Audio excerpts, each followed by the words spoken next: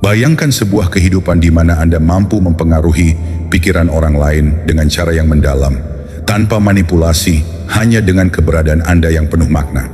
Tidak perlu berbicara lebih keras atau menjadi pusat perhatian, cukup dengan menguasai serangkaian keterampilan yang dapat membuat orang terus memikirkan Anda. Ini bukan tentang ego, melainkan tentang menjadi individu yang menonjol dalam kebijaksanaan dan ketenangan, sebuah kekuatan yang datang dari dalam.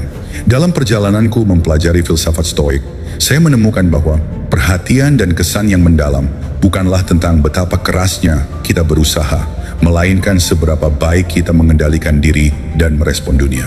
Dengan menguasai keterampilan-keterampilan ini, saya tidak hanya mengalami perubahan dalam cara orang lain memandang saya, tetapi juga bagaimana saya memandang diri sendiri. Inilah 10 keterampilan yang saya pelajari dari Stoikisme untuk membuat mereka terus memikirkan Anda. Bukan karena Anda memaksa, tetapi karena Anda telah menjadi seseorang yang layak untuk diingat. Sudah siap? Mari kita mulai. Pertama, menguasai keteguhan diri. Salah satu keterampilan paling dasar dan paling berpengaruh yang saya pelajari dari Stoikisme adalah keteguhan diri. Di dunia yang penuh dengan ketidakpastian, kemampuan untuk tetap tenang dan tegar dalam menghadapi tantangan membuat kita menonjol. Ada saat-saat dalam hidup saya ketika semuanya terasa kacau. Masalah datang bertubi-tubi, dari pekerjaan hingga hubungan pribadi. Namun ketika saya menerapkan prinsip Stoik untuk tetap teguh, saya mulai merasakan perubahan drastis. Keteguhan diri tidak hanya membuat kita terlihat kuat di mata orang lain, tetapi juga memberi mereka rasa aman ketika berada di sekitar kita. Mereka akan berpikir, jika dia bisa tetap tenang di tengah badai, mungkin saya juga bisa. Hal ini membuat kita tak terlupakan. Ketika kita tidak bereaksi berlebihan terhadap situasi, tetapi tetap tenang dan rasional, orang lain mulai mempercayai penilaian kita. Mereka mungkin tidak akan menyadari secara langsung, tetapi di dalam pikiran mereka, kita menjadi seseorang yang mereka kagumi dalam keheningan. Saat saya berusaha tetap teguh di setiap situasi, saya menyadari bahwa orang-orang mulai menghormati saya lebih dalam. Dan mereka terus memikirkan saya. Bukan karena saya memaksa, tetapi karena ketenangan itu menjadi sesuatu yang mereka dambakan. Kedua, mengendalikan emosi secara bijaksana. Ketika emosi kita memegang kendali, kita menjadi budak dari dunia luar. Namun, salah satu pelajaran paling berharga dari Stoikisme adalah kemampuan untuk mengendalikan emosi secara bijaksana. Saya ingat ketika dulu saya sering marah-marah atau merasa kesal tanpa sebab yang jelas. Reaksi saya seringkali melukai hubungan dan reputasi saya. Tetapi Stoikisme mengajarkan saya untuk selalu mengambil jeda sebelum reaksi. Ketika saya mulai berlatih untuk mengendalikan emosi, saya merasa mendapatkan kekuatan baru. Bukan berarti saya menekan perasaan, tetapi saya belajar untuk merespon dengan bijak. Misalnya, saat menghadapi kritik di tempat kerja, saya bisa saja langsung tersinggung dan bereaksi defensif. Tetapi dengan berlatih Stoikisme, saya mulai menerima kritik dengan kepala dingin, mengambil pelajaran dari situ, dan merespons dengan penuh kesabaran. Mengendalikan emosi ini tanpa saya sadari menjadi sebuah kekuatan magnetis. Orang-orang di sekitar saya mulai menghargai ketenangan saya dan melihat saya sebagai seseorang yang bijaksana. Setiap kali saya tidak bereaksi berlebihan terhadap situasi sulit, mereka seolah berpikir, bagaimana dia bisa begitu tenang? Inilah yang membuat mereka terus memikirkan saya. Emosi yang terkontrol membuat kita tidak hanya lebih dihormati, tetapi juga lebih diingat. Mengendalikan emosi bukan berarti menahan perasaan, tetapi memberi diri kita ruang untuk berpikir sebelum bertindak. Ini adalah keterampilan yang mengesankan bagi siapapun yang mengamatinya, dan secara alami, orang akan mulai terkesan dan menghargai Anda lebih dalam. 3. Berbicara dengan ketulusan dan makna. Salah satu hal yang saya pelajari dari Stoikisme adalah kekuatan kata-kata yang diucapkan dengan ketulusan.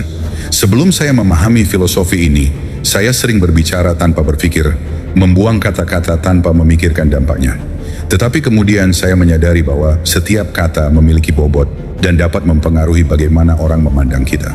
Stoikisme mengajarkan saya untuk hanya berbicara ketika saya memiliki sesuatu yang bermakna untuk dikatakan. Dengan menguasai seni berbicara secara tulus, saya memperhatikan bahwa percakapan menjadi lebih dalam dan bermakna. Saya tidak lagi berbicara hanya untuk mengisi keheningan, melainkan berbicara untuk menyampaikan ide atau perasaan yang benar-benar penting. Orang-orang mulai memandang saya sebagai seseorang yang bijak, bukan karena saya banyak bicara, tetapi karena setiap kata yang keluar dari mulut saya memiliki nilai. Ketulusan ini memengaruhi bagaimana orang mengingat saya.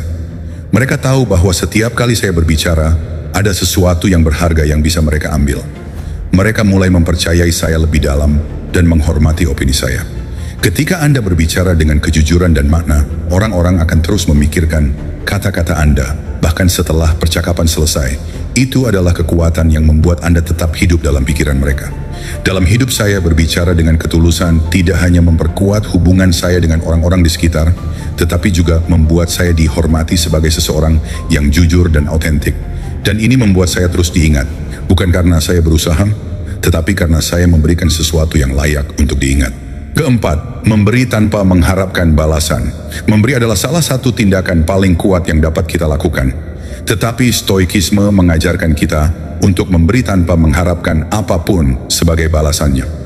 Dulu saya selalu berpikir bahwa jika saya membantu seseorang, pasti ada sesuatu yang akan saya dapatkan kembali.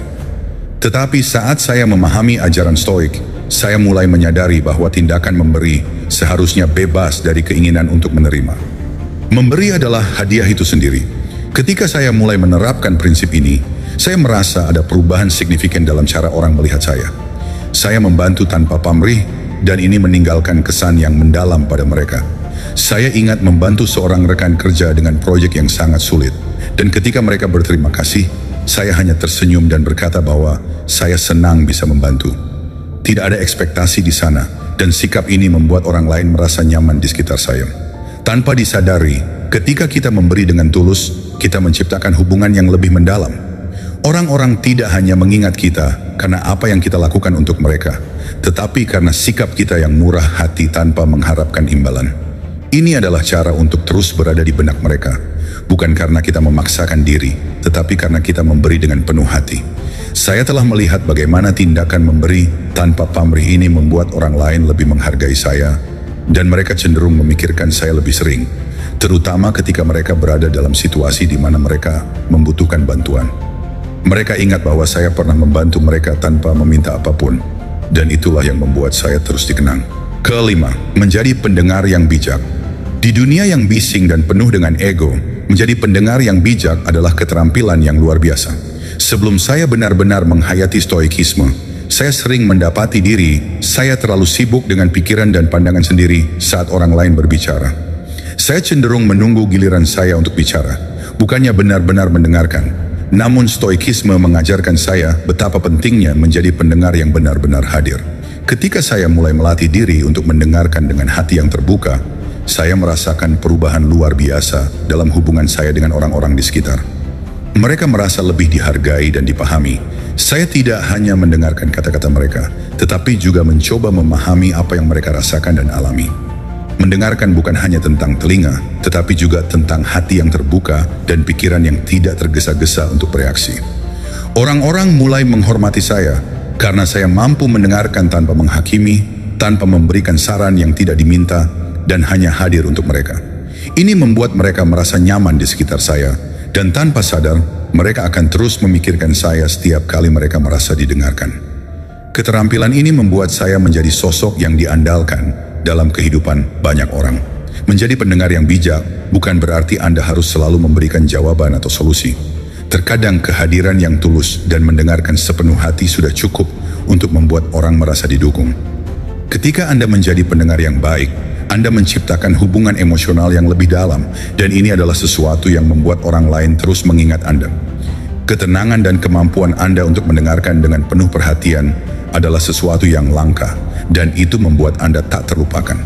Keenam, memiliki integritas yang tak tergoyahkan. Integritas adalah fondasi dari semua tindakan kita. Saya belajar bahwa tanpa integritas, kata-kata dan tindakan kita akan kehilangan maknanya. Dalam kehidupan saya sering dihadapkan pada pilihan-pilihan yang bisa menggoda saya untuk mengambil jalan pintas atau mengabaikan nilai-nilai yang saya yakini. Namun, stoikisme mengajarkan saya bahwa integritas bukanlah sesuatu yang bisa ditawar. Anda harus menjadi orang yang jujur, baik ketika orang lain melihat maupun ketika tidak ada yang mengawasi. Dengan mempraktikkan integritas yang tak tergoyahkan, saya melihat bagaimana orang-orang mulai mempercayai saya lebih dalam. Mereka tahu bahwa saya akan berpegang teguh pada prinsip saya, apapun situasinya. Ini menciptakan kesan yang kuat di benak mereka.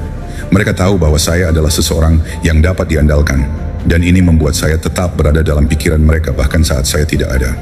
Ada sebuah momen di mana saya dihadapkan pada situasi sulit di tempat kerja. Saya bisa saja memalsukan laporan untuk mendapatkan hasil yang lebih cepat, tetapi saya memilih untuk tetap jujur meskipun itu berarti lebih banyak pekerjaan. Tindakan kecil ini mungkin tampak sepele, tetapi bagi rekan kerja saya, ini meninggalkan kesan yang mendalam. Mereka mulai melihat saya sebagai seseorang dengan integritas, dan itu membuat saya lebih dihormati. Integritas adalah kekuatan yang diam-diam, tetapi sangat berpengaruh. Ketika Anda dikenal sebagai orang yang berpegang pada prinsip-prinsip Anda, orang lain akan selalu memikirkan Anda dalam konteks yang positif. Anda menjadi seseorang yang mereka percayai, dan ini menciptakan hubungan yang bertahan lama, bahkan dalam pikiran mereka. Integritas tanpa Anda sadari akan membuat Anda menjadi sosok yang terus diingat. Ketujuh, menghargai waktu orang lain. Salah satu pelajaran paling mendalam yang saya pelajari dari Stoikisme adalah tentang menghargai waktu, baik waktu kita sendiri maupun waktu orang lain. Dalam dunia yang sibuk ini, waktu adalah komoditas paling berharga. Sebelum saya benar-benar memahami pentingnya hal ini, saya sering menganggap enteng janji dan pertemuan. Berpikir bahwa keterlambatan kecil atau ketidakseriusan terhadap komitmen tidak akan terlalu berpengaruh. Tapi saya salah. Ketika saya mulai menghargai waktu orang lain, saya melihat perubahan besar dalam cara mereka memperlakukan saya. Setiap kali saya menepati janji, datang tepat waktu, atau bersikap efisien dalam berinteraksi, orang-orang mulai mengapresiasi kehadiran saya lebih dalam. Saya menyadari bahwa ketika kita menghargai waktu orang lain, kita juga menghargai diri kita sendiri. Orang lain merasa dihormati karena mereka tahu bahwa saya tidak hanya datang untuk mengisi ruang, tetapi benar-benar berkomitmen. Suatu hari saya terlambat untuk sebuah pertemuan penting. Itu mungkin hanya keterlambatan 5 menit, tapi saya melihat dampaknya. Rekan kerja saya tampak kecewa dan perasaan itu terbawa sepanjang rapat. Sejak saat itu saya berjanji untuk tidak meremehkan waktu orang lain lagi. Stoikisme mengajarkan saya bahwa menghargai waktu adalah bentuk penghormatan paling dasar. Tidak hanya kepada orang lain tetapi juga kepada diri kita sendiri.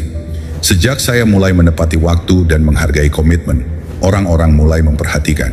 Mereka lebih mempercayai saya karena saya tidak hanya menepati janji dalam kata-kata, tetapi juga dalam tindakan. Dan dengan begitu saya mulai membangun reputasi sebagai seseorang yang dapat diandalkan, yang berharga, dan yang selalu memberikan nilai dalam setiap interaksi. Tanpa disadari, orang-orang terus memikirkan saya sebagai sosok yang konsisten dan dapat dipercaya. Kedelapan, menunjukkan empati yang otentik. Di dalam setiap interaksi, empati adalah jembatan yang menghubungkan kita dengan orang lain. Namun empati sejati adalah empati yang datang tanpa agenda, tanpa keinginan untuk mendapatkan apapun kembali. Ini adalah salah satu keterampilan yang Stoikisme ajarkan kepada saya, untuk merasakan dan memahami perasaan orang lain tanpa terjebak dalam drama emosi mereka. Saya belajar bahwa empati yang autentik bisa memberikan dampak besar dalam kehidupan orang lain. Ketika saya benar-benar mendengarkan masalah atau kekhawatiran seseorang dengan hati terbuka, mereka merasa dilihat dan dihargai. Saya ingat suatu kali seorang teman datang kepada saya dalam keadaan tertekan. Dan meskipun saya tidak memiliki solusi untuk masalahnya, saya mendengarkan dengan penuh perhatian. Setelahnya, dia mengatakan kepada saya bahwa meskipun saya tidak bisa memberikan jawaban, mendengarkan saja sudah cukup membuatnya merasa lebih baik. Empati seperti ini meninggalkan jejak dalam pikiran orang lain. Mereka tidak akan selalu mengingat apa yang Anda katakan, tetapi mereka akan selalu mengingat bagaimana Anda membuat mereka merasa. Saat kita menunjukkan empati yang tulus, kita menciptakan koneksi yang lebih dalam. Dan itulah yang membuat orang lain terus memikirkan kita.